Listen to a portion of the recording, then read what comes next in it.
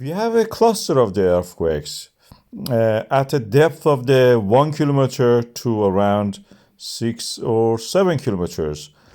And when we look at the map of the concentration of these earthquakes, we see that they are concentrated in the Reykjanes Peninsula and specifically near the Hengill volcanic system. This cluster is at a depth, as I mentioned, of mostly around 5 kilometers. And the magnitude of them actually is very interesting. They're tiny. They can be related to a movement of the magma within that area. Of course, this is the volcanic system which is famous. In the past, it had erupted.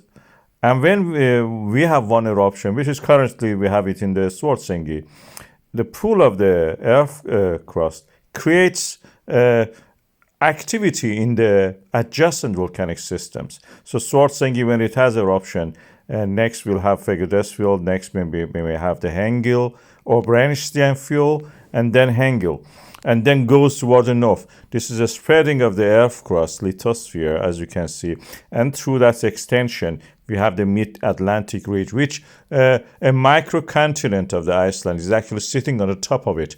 So it's created this Reykjanes Peninsula in that area, adjacent to that microcontinent.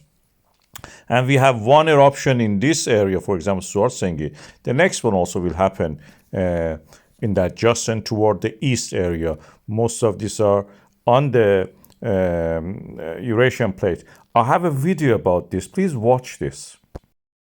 We have started the day by a series or a cluster of the earthquakes concentrated around the Hengill volcanic system in the Reykjanes Peninsula of Iceland. The depth of most of them is around 5 to 7 kilometers, and they are concentrated around the Hengill area. This is the area marked for you now. You can see this, and they are concentrated also on the short period of time. Very sharp concentration you can see there, almost like one of those cases that we had an eruption.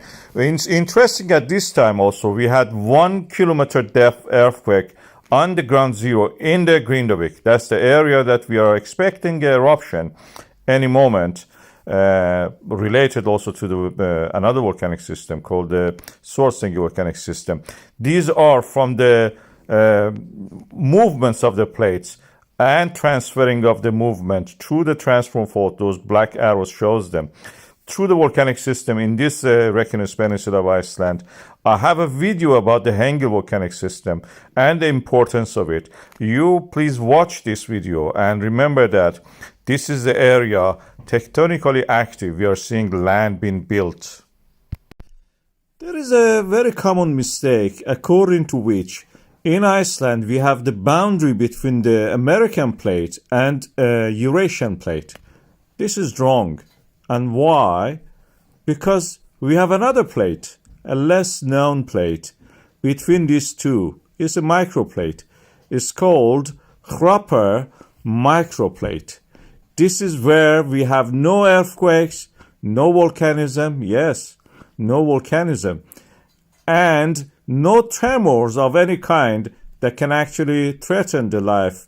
Of course, this is in the central parts of the Iceland, where the western volcanic zone and the southern volcanic zone come in contact.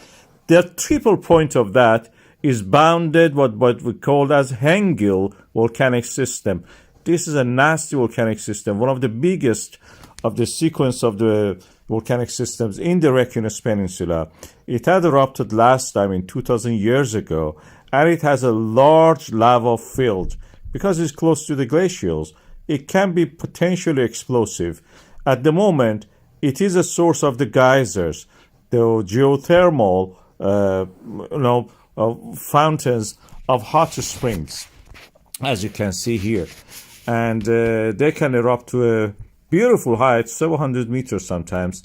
This is because at the depth, the groundwater comes in contact with the rocks which are heated by the magma from the previous eruptions. This is practically the lower to the middle part of the ophiolite system that we know from the Oman, Cyprus, Iran, America, Australia, even Britain. These are the areas that the volcanic eruption happened in the past. Of course, this Reykjanes Peninsula has been active over the past few years. We had the Fagradalsfjall, Merardalur, Little Hortor, Sundunka, Hagafell, Grindavik, and again Sunduka 2 eruptions happening one after another. These volcanic systems are extending where the earth crust is extending and getting thinner and opening up a way for the magma to rise, to form actually by the melting of the top part of mantle and rise and erupt as lava. Each volcanic system on its own transfers the movement, the thinning of the ground from one system through this process of badinage, means sausage making. These are like a sausage rolls twisted at certain points, starting from the Atlantic Ocean in the Reykjanes Ridge, and then earthquakes transfer through that ridge to the Reykjanes Peninsula and through every single volcanic system that we have there: Elfdorf, Svartsengi, Fagradalsfjall, Kristuvik, Brennisteinsfjöll, and the last one is Hengill one. And the Hengill after that is a triple junction for the south and the western volcanic zones. So transferring of the movements happens there. Hengill is the last in the chain. When the others have erupted, Hengill will be the last one to erupt. And when the others have the tremors and movement, Hengill will be the last one to receive the movement, to accommodate the movement. Otherwise, practically they cannot move if they don't accommodate this movement. Hengill is always the last. So in that sense, we can say that this is difficult to move the Hengill, and now the Hengill, we have earthquakes in that area, which is now moving. The transformation of the movement from the Reykjanes Ridge to the Reykjanes Peninsula is not completed. And as the time goes by, when the Kristuvik volcanic system is awakening, next is the Brennisteinsfjöll activated, and then the Hengill volcanic system. One by one, they will erupt in the future over the next decades, probably.